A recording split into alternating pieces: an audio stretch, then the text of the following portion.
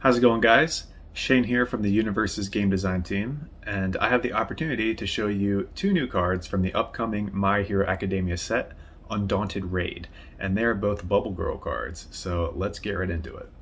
First up, we have Bubble Restraint. This is a 6 difficulty throw with a 3 check, 3 speed low zone for 6 damage with a +3 mid block. Let's take a look at that enhance. If your rival tries to block this attack with a foundation card, that block's modifier gets +3. That's amazing. So in UniVersus, there are two primary card types. You have attacks and you have foundations. The goal of the game, you play attacks, reduce your rival's health to 0. That's how you win. So on defense, you usually want to hold your attacks. You don't want to have to block with them unless you have to.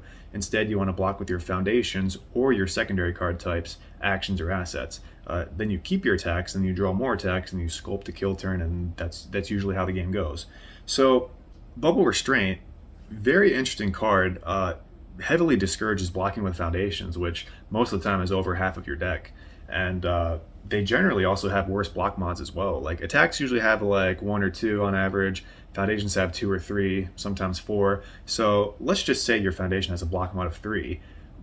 Bubble Restraint's going to give it another 3, and then it has 3 base speed, so you need to check against a 9, so you're going to commit a lot of resources just to pass the check and take half damage because it's a throw. So it's like really interesting card as far as that goes. And like you don't want to block with your attack because like you want to save your attack for your next turn. If you block with your attack, you won't have it anymore for your next turn. So yeah, let's look at the response then. After this attack deals damage, your rival's block modifiers get +1 for the rest of the turn. So it's a throw.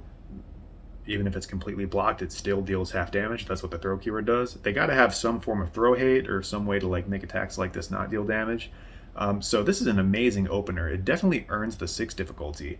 You just jam this card first, and like, you know, if they don't want to block, they're going to take 6, and it's like, okay, you can continue your turn from there, or you can just build foundations and take your momentum. So yeah, very interesting card. So in UniVersus, there are 12 different resource symbols, and every symbol is assigned an identity.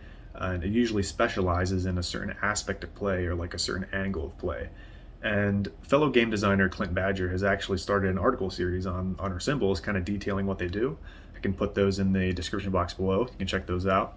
And one of the things that the good symbol does is it gets to play with block modifiers and it gets to like spot them. So like some examples, All Might from the League of Villains Clash deck, and Hardened Steel, those cards get to like look for block modifiers, and then they can damage equal to whatever the block modifier is. There's Determined, which reduces your block mod to 0, makes it easier for you to block. There's Toru Hagakure and Momo Nature that affect the rival's ability to block. And then you have Symbol of Peace, which affects both players' block modifiers. All those cards have good. There's a handful more, and then there's a plethora of other cards in the history of the UniVersus game engine. This doesn't mean that the mechanic is exclusive to the good symbol. As you all know, most cards have 3 different resource symbols, so there's a lot of bleed and there's a lot of sharing of symbols. So yeah, just to give you some insight on that. So now let's look at the Bubble Girl Foundation, Bubble Distraction. This is a 3 difficulty, 5 check, +3 low block, fairly straightforward enhance. You commit it, and this attack gets +X or -X damage. X equals its block modifier. So like I said, very straightforward. You can take a look at Bubble Restraint. It has a 3 block mod. You can commit Bubble Distraction, give it 3 damage. Now it's a 9 damage throw, even more threatening. You can use it for damage reduction as well. So I want to point something out here. Bubble Distraction does not say printed block modifier, and that's kind of interesting to note.